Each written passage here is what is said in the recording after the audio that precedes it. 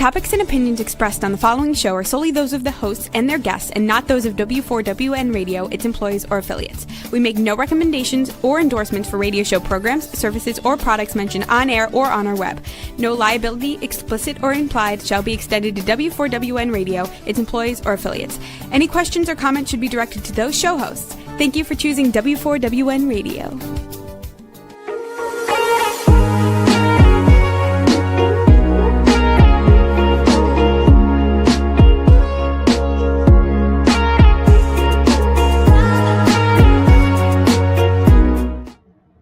And welcome to Chasing Purpose. I'm your host, Kathleen Conner. I am thrilled to be here today and super excited about the topic. So if this is your first time here today, I'm really glad you found your way in, and I hope you stay a while. If you've been here before, well, welcome back. So today we're talking about boundaries. I know, sounds like a tough subject. We'll get through it. Come on, let's listen. And I want to start with an image, a visual. And what I want you to think about is you standing there. And what you're standing there with is a hula hoop. Yes, a hula hoop. Stay with me now. You'll get it. A hula hoop around your waist. It's right there. It's visible. It's maybe a barrier about 1.5 feet away from your body.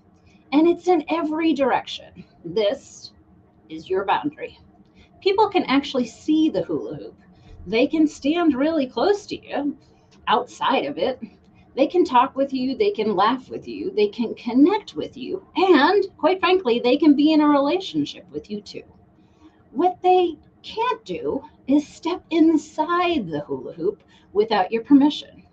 That circle around your waist is your space, and you get to decide who comes in and when they do, under what conditions. And here's the thing most people get wrong about boundaries. They think that they're walls and that they're hard to build. They're just scary at first. We'll get through it, so keep listening. They think setting a boundary means shutting people out, someone they love out. They think a boundary might be ending a relationship.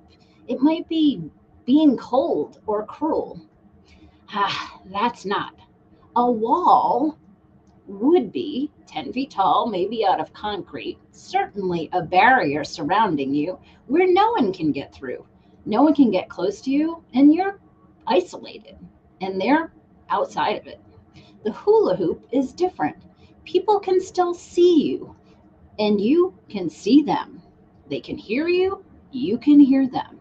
You can reach out and touch them, and they can touch you. And someone standing right outside of the hula hoop, they can talk, connect, and laugh with you. They can be in a relationship with you. They can step closer when you invite them in. They can step back when you ask them to step back. A boundary is visible, it's clear. And boundaries aren't about isolation. They're about connection on terms with everybody that's sustainable. And here's what no one talks about. What actually costs you when you don't have a boundary. And it's not vague. Someday, when you think about it, it can be today in your daily life. You can set a boundary. When you have no boundaries, you are always available, always. Your time isn't yours. Your energy isn't yours. Your attention isn't yours. You're on call. And if you remember the old pagers that went off, I carried one for years. And when they went off, you were on alert. You were there. You were focused on what needed to be done. And that's what that feels like when you don't have a boundary. You're on call for everyone else around you all the time, and it never stops. You wake up tired because you went to bed thinking about everybody else, about someone else's problem that you need to solve. You get through your day running on fumes because whatever's left is for everyone else. And they took their share first. You go to sleep already thinking about what tomorrow's obligations, roles, and duties are going to have to bring you. And here's the thing. You've been doing this so long that you think it's normal. You think it is just what life is like. You think exhaustion is the price of being good. And it's not. It's not. It's the price of having no hula hoop and no boundary. When you have no boundary, Resentment builds. Slowly at first, it creeps in like a flash of irritation. When someone asks you to do something for them and they don't ask nicely, they just expect you to do it. It's a quiet feeling of being taken advantage of.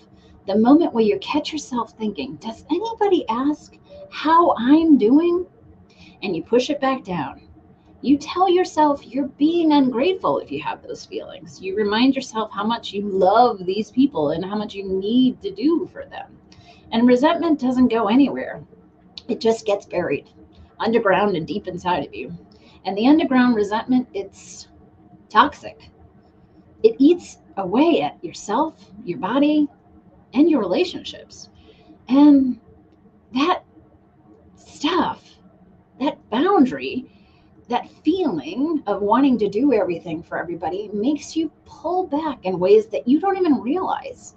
It poisons the well of yourself and the very connections that you're trying to save, and you're sacrificing yourself to maintain. It doesn't, if you don't set a boundary to protect yourself, then who do you set it for? It is to protect yourself. And the relationship that you set it within, once you set it, will start feeling different. It will start feeling like you're setting limits because you are. And those limits can be set healthy and with grace. But when you don't have boundaries, you lose yourself, not dramatically, but gradually.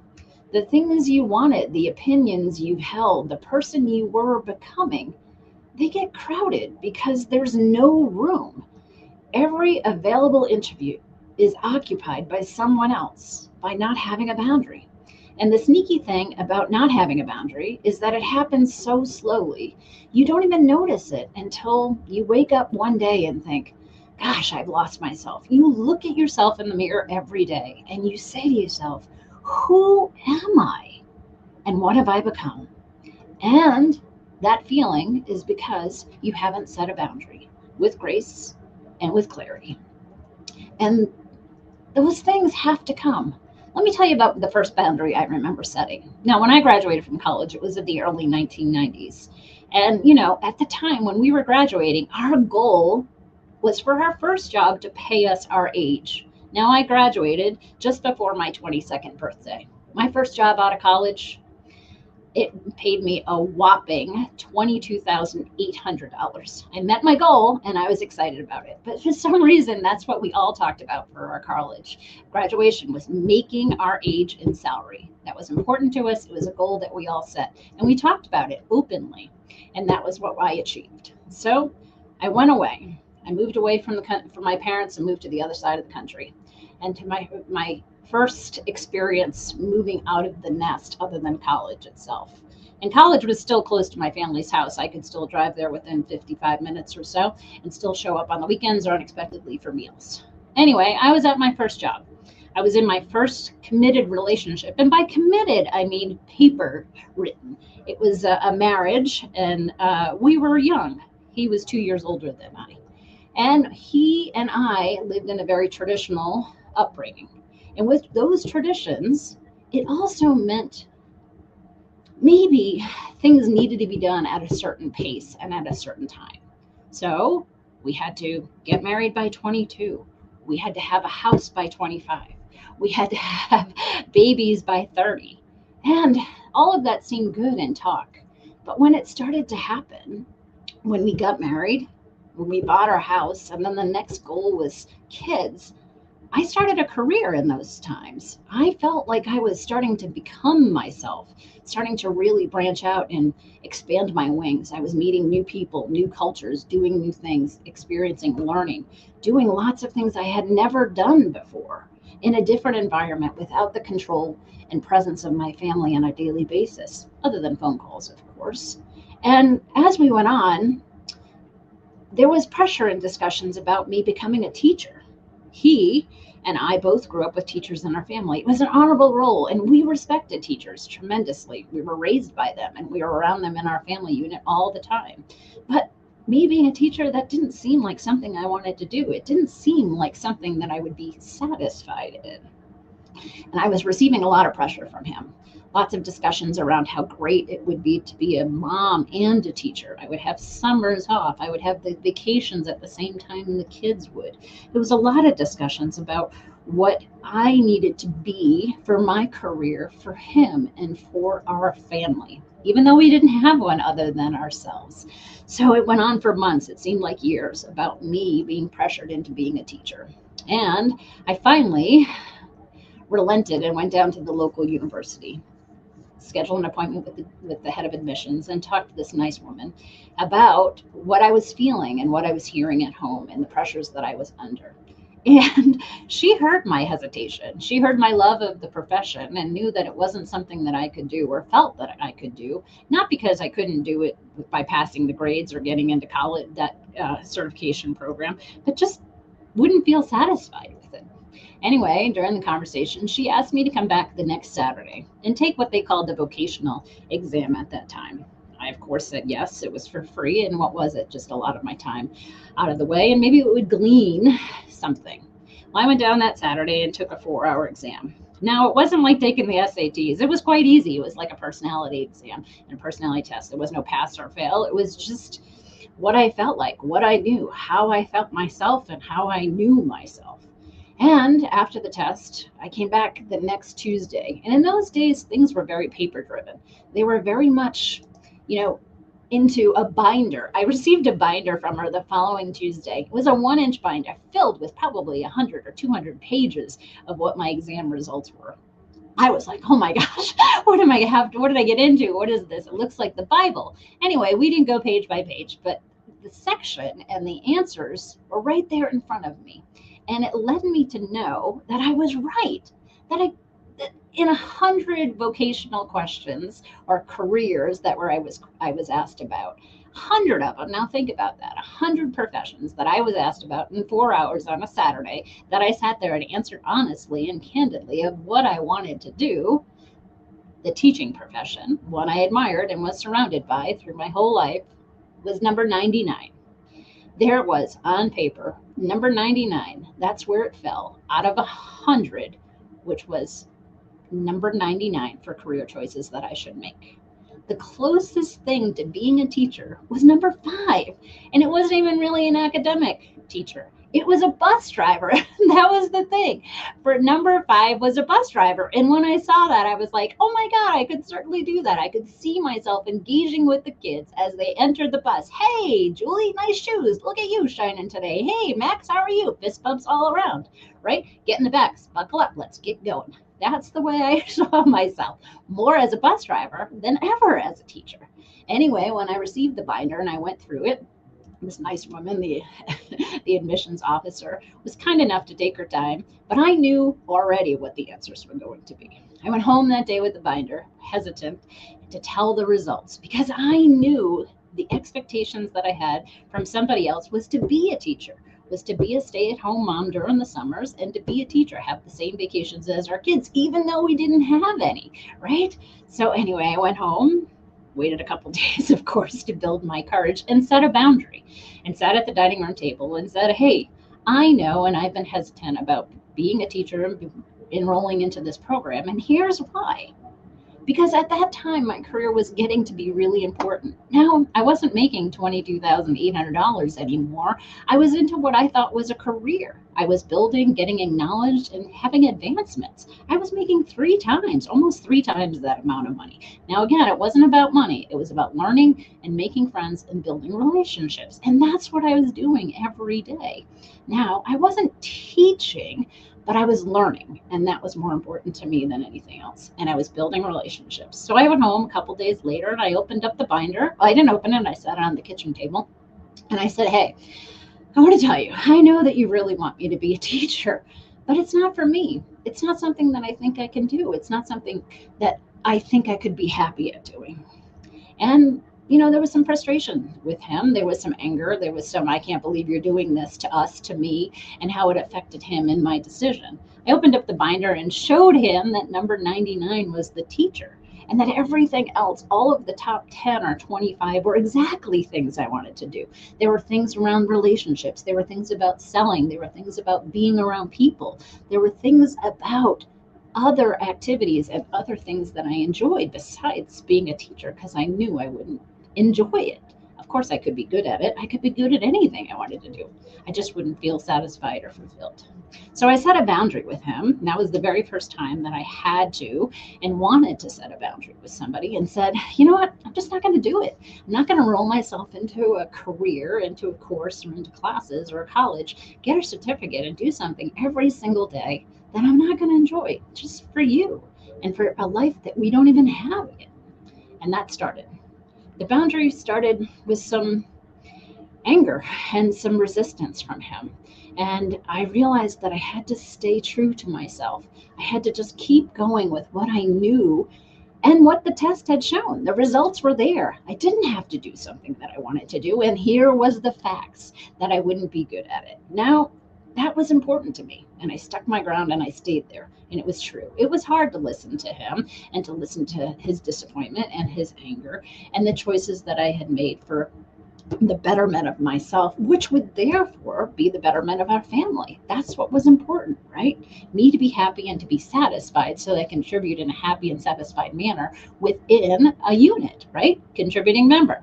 So anyway, it was long and it was arduous and it was costly because at that time I realized that things were different with us. It started to be anger, it started to be resentment, and it started to be that I had chosen something and I was a different person, and I had that's what he wanted, and we needed to do things, and I needed to do things for him and for this hypothetical family that we didn't have the 2.3 kids or whatever it was going to be. And I started to realize that it wasn't worth it. And yeah, there was guilt surrounded by that, and it showed up heavy, but it was worth it. It was worth it for me to set my boundaries so I didn't have a career for 30 years or whatever it was in a teaching role that I wouldn't be satisfied with. And quite honestly, I might enjoy it day one or the first day of school, but after maybe a week or so, I'd enjoy it much less, and I'd be resentful and angry and hate showing up every single day. And who wants a life like that? So the guilt did show up, and it was heavy. It was overwhelming. And guilt likes doing that. It likes telling you and letting you think that you've set the wrong limits. And guilt specifically came not vague, but with discomfort. Those couple of days waiting to have that discussion, it was agonizing. It presented itself with belly aches. You know what that's like, a nervous stomach. And it set itself with headaches and lack of sleep and maybe some probably unhealthy habits, eating unhealthy and probably drinking a little bit more than I should at the time anyway. But the guilt was there. I knew what it was. I was raised with it. We all probably had a level of guilt with some of the choices and some of our traditional values that we were raised with, but it wasn't bad enough that I couldn't push through it. I couldn't see myself in a life living for someone else's dream, someone else's reality, and just being miserable about it. So I had to settle in. And guilt played itself over and over again in our conversations with what I wasn't doing, how I wasn't being, how I had changed, how I was a different person, how I wanted different things. And I kept saying, yes, I did. I did want different things. I did want my career. Now, if anybody knows astrology, and I do, and I've been practicing it for a long time, and I believe a lot in it, and I believe a lot in our birth charts and all of the things that come with that. And so I will tell you and share with you that the sun, which is a huge and one of the most impactful signs out there in astrology, lands in my 10th house, which is my career house, which means it's always going to be important to me. And I'm always going to want to shine in it. And that was important. And I knew that through this life lesson. So there is no such way of doing things without a little bit of guilt. That's a fantasy because the guilt is what's showing up, and it's trying to tell you that what you're doing is wrong. And the guilt is evidence that you're just breaking a pattern. It's not evidence that you're being selfish. It's saying over and over again that the guilt is evidence. It's a data point. you're breaking a pattern. So the guilt is telling you this feels uncomfortable. This isn't something I'm used to. Of course, we're setting a boundary, maybe for the first time. And that first boundary I set at that dining room table, it was uncomfortable. It took me days to do. It took me meetings with someone else. It took me a test to take. All things that I had already known that I just needed evidence and maybe validation in having the courage and confidence to not procrastinate anymore in a difficult conversation. I had a conversation yesterday and someone told me about passionate and compassionate conflict. And that's what that brought me. Again, it brought me some headaches and some belly aches as well. But the guilt was not evidence that I was wrong. The guilt was evidence just that I was shifting, that our pattern was changing. And when you spend years prioritizing everyone else's needs or desires or their future of what your life should be like, it tends to sound a lot like when you set that boundary, like you're being selfish, like you're not meeting their needs because you've changed. Well, you're not meeting your needs because it's not my responsibility to meet their needs. It's not your responsibility to meet their needs. It's their responsibility to meet their needs and your responsibility to meet your own needs. And that's what's important, is that you have to know the difference, because you'll get sucked up and drained and exhausted trying to live a performative life that just doesn't work for you anymore, because quite frankly, that life isn't yours. It's someone else's. It's someone else's needs.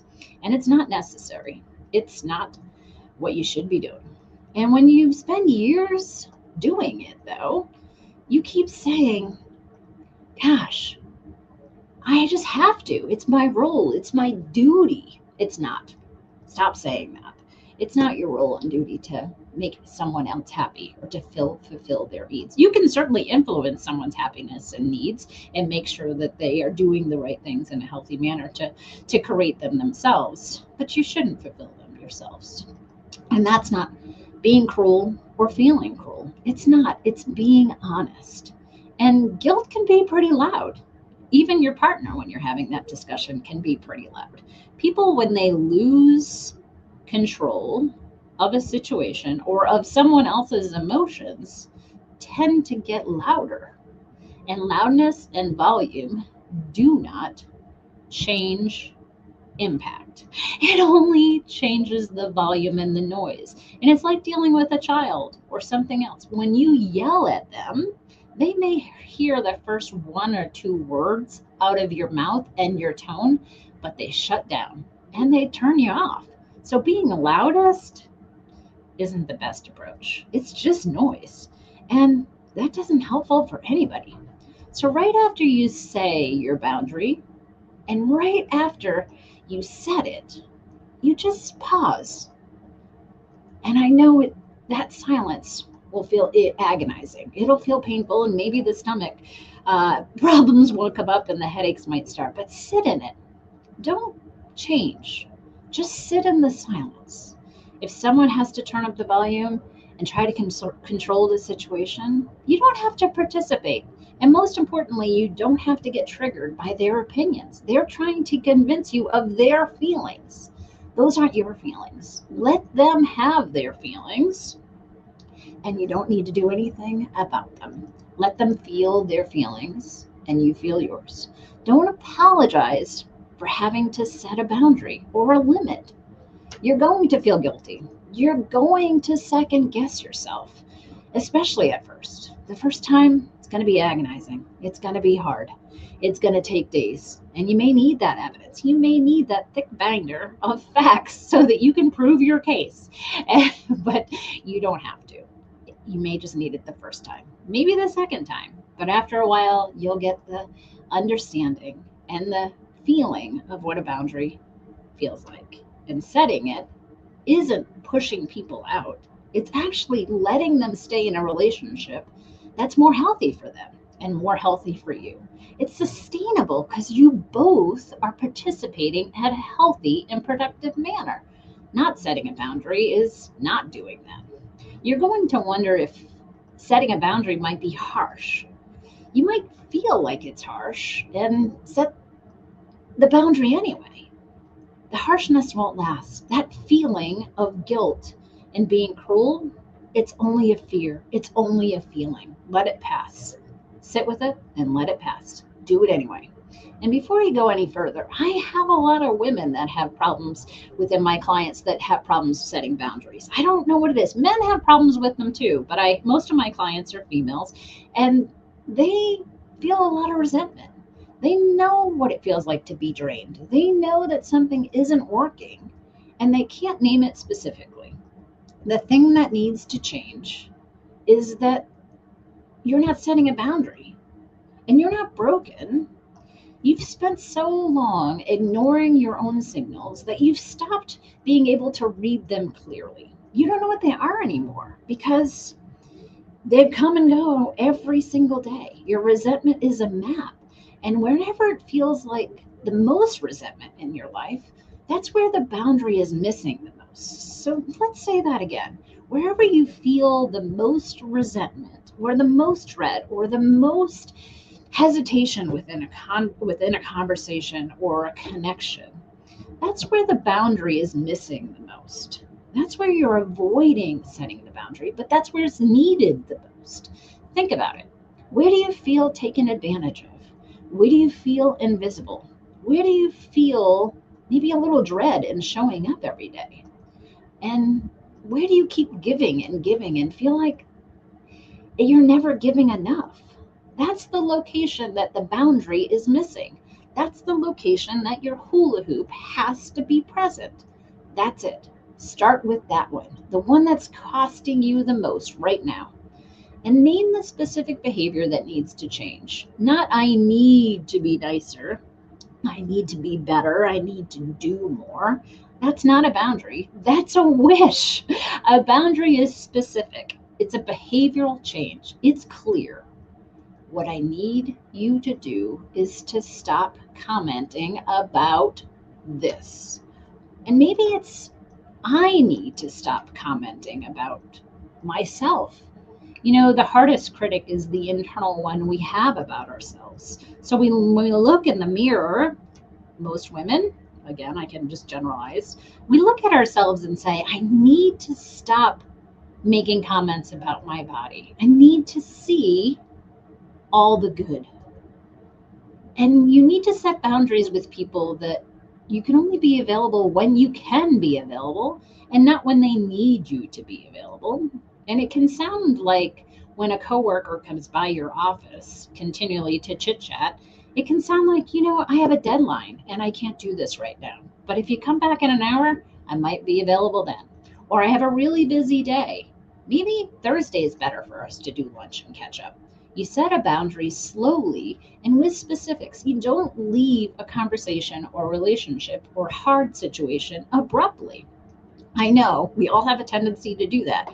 When we get in a fight or an argument or a negotiation that might not be going our way, what we do is we want to run. We want to slam the door and walk away quickly. That doesn't work. What we need to do, if we have that feeling, is say, you know what? I need some time. I need a couple hours or 20 minutes. Give me 5 minutes to compose myself, to gather my thoughts so that I can come back in a more healthy and productive manner.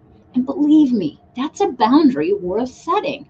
You don't want to walk away from any relationship at all, whether work or personal, and just walk away with your energy in an angry or disruptive manner. What you want to do is say, hey, I'm not healthy right now, and this conversation isn't healthy or productive, so I'm going to take a break. I'm going to step back.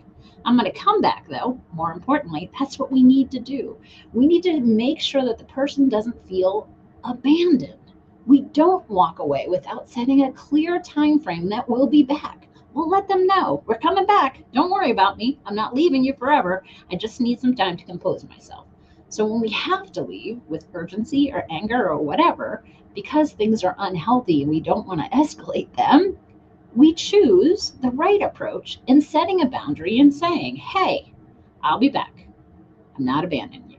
You don't have to say it like that, because that then turns the issue to them, their fear of abandonment. You just say, I need a couple minutes. I don't have time to talk right now about this. I have to clear my head, and make sure that they know that you're going to be back to listen, and you're going to be back to re-engage on the same conversation, just in a healthier manner. Now, that's hard to do, the first time, but you can do it. We can all do it. And it's setting a boundary, it's setting limits when knowing that you're being pushed too far out of your own triggers and out of your own past patterns, that things aren't helpful when it gets to that you need to take a deep breath and you need to pause. You don't need to convince anybody that you need a pause. You just need to do it. You don't walk away slamming doors or with energy that's abrupt. You say, hey, I can't do this right now. I have a headache. I got to go. Let me come back in a little while. Maybe 5 minutes, maybe 10, maybe 3 days, whatever it's going to take. So that's what happens. Those are things that happen. Those are the boundaries. And I go back every time I think about how scared I was at 23 or 25, I guess I was, 24, sitting at that table with that binder, knowing that I was going to displease and disappoint someone that I cared for, someone that I had committed to. And that commitment and that conversation was hard. It caused me a lot of angst, but it also made me realize that being honest with myself and with the results and honest with him also made me see myself in a different way and made me see the relationship in a different way. It made me realize that he expected something that I couldn't do. He expected a role and a position and a duty for me to fulfill that just wasn't there for me.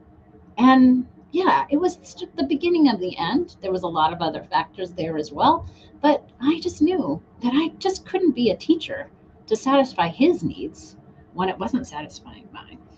So anyway, setting that first boundary was tough. Setting them every day is tough, but they get easier. The more you do them, the less tough it gets. Hard things are hard. That's why they call them hard. So you can do this. People will push back. They will get upset. They tell you that you're disappointing them, that you may be overreacting to the outcome, whatever it may be. They may feel like you're the problem, that you're the one that's changed, that you're the one that's doing things different than what you've discussed, or maybe what you've agreed to. And it's easy for you to panic because they're panicking, because their discomfort feels like proof your boundary is wrong. It's not wrong. Their discomfort is proof they benefited and want to benefit from you not having a boundary. When someone gets upset, because you're setting a limit, it's because they liked the version of you and the relationship where you were without the boundary. And whatever they wanted, you tolerated. Whatever they needed, you did. They weren't respecting you. They were taking advantage of maybe your personality, your flexibility, your care and compassion, your role to want to perform for them. And now you're asking them to adjust. And you're allowed to set limits. And if they can't respect it, that's on them. That their lack of flexibility and understanding isn't your responsibility. They don't get to access you in a disrespectful way. People think when someone pushes back on a boundary, the person setting the boundary may need to have to defend it or to walk away from it. Maybe they think, well, that didn't work out. Maybe next time I'll try it differently. No, keep trying. Do it. You don't need to convince anybody that it's your boundary. It's yours. You don't need to defend it. You don't need to explain it. You don't need for anybody else to know that it's reasonable. You don't need to justify yourself. You set the boundary and that's it. End of conversation. With grace, clarity, and kindness, and always with compassion. And if they push back, you keep reinforcing the boundary. You keep saying it softly. No, this is what's important to me. I feel that this is a decision I want to set with. This is a decision I feel strongly about. Those are the things that you say. You don't negotiate, you reinforce. Now think about the hula hoop again. It's a great visual. Think about it around your waist. Now, they tried to step inside of your space. You held your hand up and said, nope, it's my hula hoop. Stay out of it. Stay out of the hula hoop. They get pushed away. You don't ignore that you've pushed them away. You understand that that's the boundary you set. You step back. So instead of pushing them away, you step back to protect your space. The hula hoop's still there. You just step further back. You're not pushing them away, you're moving away. And boundaries without reinforcement are just suggestions. And people always ignore suggestions, especially if they don't agree with them. And what does reinforcement usually and actually look like? It says, I'm not discussing this anymore. It says, I feel important about this, and that should be enough. I don't need you to understand this. I need you to respect it. That's a boundary. You don't need to explain it. And they can bring it back up again and again and again. And you can still choose to not engage gracefully. You can leave the room with kindness. You can end a call with care. You can pull back and walk away with compassion. You don't need to explain why. You just move away. You say you need advance notice when someone comes over or shows up unexpectedly or unannounced, like the coworker, right? You can have them stand in your doorway every day, and you can tell them it's not a good time. They'll hear it, maybe not the first time. Maybe they'll laugh it off the second time, but eventually, if you set a boundary and not just push them away, it's not about pushing someone away, it's about moving away. It's about setting a boundary where you say, I just don't have the energy for this today. I just can't do it. And they'll respect it every time you do it with a little more respect and understanding. You might feel terrible about it the first time, maybe even the second time, maybe even the 10th time. You're caring, you're compassionate, right? It feels like you're disappointing people. That feels hard. It's not hard. It's not your life's goal to not disappoint people. When you do that, you're disappointing yourself more. And here's what makes it hard. The other person may react. They're going to get hurt and angry and disappointed. They may even be dramatic and loud. And you're going to feel it in every part of your system. Your nervous system's going to act up, your headaches, your stomach, you're going to feel jitters, your palms may sweat. That's not your fault. That's just your reaction to their behavior. It's their reaction to your limit. And that's not your responsibility. That's not yours to carry. You're not responsible for managing other people's feelings about your boundary. It's your boundary. You're responsible for holding the boundaries line. Think of the hula hoop. Someone gets too close to you, you don't have to push them away. You move back clearly with care, compassion, and grace. The moment you start to reinforce the boundary and manage to not react to their reaction, you're doing things. One thing you're doing is that you're acknowledging that this needs to feel better for me. And how it feels better for me is to not lean into an unhealthy and unproductive conversation. It's to move away from it and move away from those situations and those people. Another thing to do is that that it's not your responsibility to carry other people's emotions. That's exhausting. That's like a wheelbarrow full of lead. You don't need to pick it up and you don't need to push it anywhere. So set your boundary, stay with it, because every time you reinforce it, you're proving to yourself and to others that you mean it. The hula hoop isn't rigid, it's round. It's there to be seen and felt, but not as a wall. It's there to be seen as a limitation and as a boundary that you're setting for yourself and for others so that your relationship is healthy and sustainable. And what happens when you reinforce it constantly? You stop waiting and asking for permission. You stop checking whether it's okay to protect your own self and own feelings. And you stop running a calculation as to, is this worth it? Is the consequence and the risks going to be awkward afterwards? You just know, this is my limit. This is my boundary. This is what happens when I can stay healthy and sustainable and productive within a relationship. This is how it has to be, with kindness, care, compassion, and always grace. This is what happens when you set your limit and enforce a boundary. It's clarity. It's not harmful or harsh. And clarity is the most powerful things anybody, especially women, can have. And here's what most people think. Boundaries aren't about being in control or controlling other people's behaviors. It's about controlling your own life, your own behaviors, and your own reactions. You can't make someone else stop doing something, but you can decide whether you tolerate that something and when you can't tolerate it. And when they cross that line, that hula hoop, you decide what happens next. You can do whatever you want with that, right? You can acknowledge it, you can accept it, or you can pull back. They can try to do whatever they want, and they will. They will push your boundaries and the edges to their limit and to your limit. You have to keep and reinforce it. You decide whether you're going to stick with that limit and that boundary for yourself.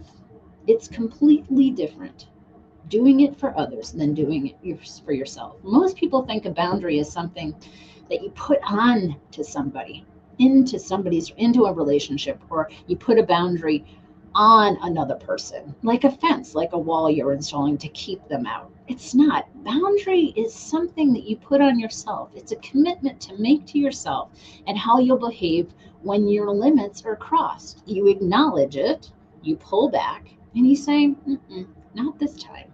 Again, with kindness, compassion, care, and always grace. The boundary isn't, you're not allowed to step over this or criticize me. The boundary is, when you criticize me or step over, I'm going to tell you that I feel that this conversation's unhealthy. I'm going to tell you that I think it's unproductive. I'm going to set that limit, that boundary, and I'm going to reinforce it and enforce it. You're not trying to control them. You're trying to control you. This matters because it takes the power struggle out of it. You're not trying to change anybody. You're not waiting and wanting them to decide when they can respect you.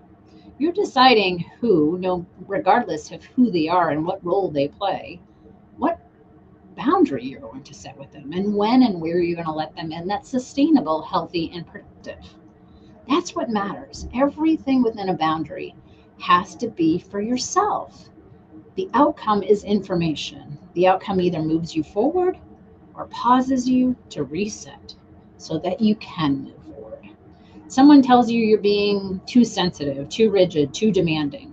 Here's what they're really saying. I don't want to respect how you're behaving right now. Now remember, that's their feelings. That's their inconvenience of how you're behaving. That's their not wanting to see you change. That's their feelings and not yours. So don't adjust your expectations to accommodate their discomfort. Their expectations are about you being what they need. And your expectations are about you being reasonable. And their behavior is their behavior. Here's what a boundary exposes. Some people will actually respect you more. Some relationships with a boundary will get stronger. And that's what we all need to do. We need to have stronger, healthier, and more productive relationships with boundaries. And it starts with a boundary because boundaries keep relationships and people in our lives in a sustainable manner. It's respectful. It's valuable. We're all contributing at the same level because a boundary is set, because no one crosses it. A boundary strengthens real relationships. They expose fake ones.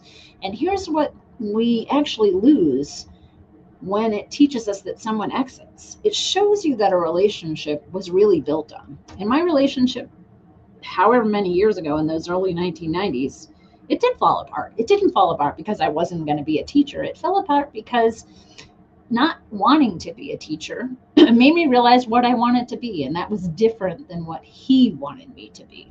And so we struggled along. We did the best we could, but I didn't want the same life that he wanted. So we did the best thing that we could, and we ended it for ourselves. And we might not have done it with the right tools, but we did it with the only tools we had at the time. So that was a lesson learned, and my lesson and my boundary that I set. I didn't want to be a teacher. I wasn't going to be a teacher. The facts showed that I wasn't going to be a great teacher. I would show up every day on 99 on a list of 100 that I could be successful at it. Wasn't what I wanted. So a boundary is not about mutual respect. It's not about who cares for who more. It's about tolerating behavior that's healthy and not tolerating behavior that's unhealthy and that doesn't work for you. That's not a loss, that's a revelation. Losing someone or a relationship or a career or a situation hurts. It always does. It's supposed to, because you cared. Everyone cares in a relationship. You cared about those people. You cared about the life that you have. You cared about the situation or the job that you held. And you certainly cared about people. We all do. And we wanted to learn about that. We chose ourselves and our comfort and our role and honoring who we wanted to be with a boundary instead of living someone else's life. The guilt will always come back every single time you try to enforce a boundary. It'll make you question whether you're being harsh or selfish. The more you do it, the less you'll hear the guilt. You may always feel it, but the less you'll have to react to it. And you shouldn't react to it. The guilt is there as a data point. It's there to remind us that, you sure you got yourself? You sure you know that you have the facts and that this is what you feel? It's not there to have you change your mind. It's just there as a data point to say, all right, this is new. Your nervous system's feeling something different. Your head is aching, your stomach is rolling. You know those nervous feelings that you get. Your palms are sweating and you're hesitant to have a conversation. You'll do anything to avoid it. Procrastination is what we do in life because we want to avoid making other people uncomfortable. So we'd rather feel discomfort ourselves, and that's not fair to us. And it'll eat at us. Everybody's wants to do the best we can within the relationships that we have, but we do better with boundaries. That's what we do. We do better with boundaries, and boundaries are important. They're not walls, they're the hula hoops. People can still touch us, they can still hear us, they can still contribute, they can still be part of our lives and part of our families. They're there as a hula hoop to remind us, as the visual of a hula hoop. It's a great visual that it's okay to have them. It's okay to be seen and heard and felt within a boundary. You don't need to push someone away with a wall and be cold and harsh. You can pull away with a hula hoop, still let them know that you're seen and you're heard and you're felt, and they are too, seen, held and felt and heard. But a hula hoop is where you start. It's that small circle, 1.5 feet from your body. Picture it. When someone's too close to you in an elevator or a hallway or in a room or even in a family, you can just pull away. You can just say, no, stay out of my hula hoop today. And I used to always say that. I had a friend that stood too close to me. I love them very much. And they used to come really close to be a close talker. And I used to kid and say, hey, stay out of my hula hoop right now. I just can't have that energy taking over mine, right? I couldn't have the volume. I couldn't have their desire to be heard over my desire to be felt, right? So that's what's important. I just want you to really think about a boundary and how healthy they are. They're not harsh. They're not cold. They're not a wall without windows. They're a hula hoop. They're something thin, something small that we can see through, we can touch, and we can feel. We can even be heard with them. Everybody can have relationships with a hula hoop. They're much better than a wall, and we can all do it today. And understand that those hula hoops, yes, they may keep people out, and people might not like them. Like them for yourself. It's important for you to have them. It's important for you to breathe with that 18 inches of room and to feel empowered by having a boundary. You can enforce it. You can do it. So don't drop the hula hoop. Don't step out of it. Hold it tight. Hold it firmly around your waist. Use it. Use it as a visual. Use it as a tool. And you can even say it out loud. Hey, stay out of my hula hoop. It's important to start with boundaries. As you start, they'll be painful. You'll feel guilt. You'll feel everything that comes with it, the stomach, the headache. The more you do them, the less you feel the negative, and the more powerful, the more positive you feel. So I really, really thank you for showing up here today. Thank you for showing up for yourself. This is the start. This is the beginning. And together we can do this. So thanks for listening. I'll see you next time. And until then, keep chasing purpose.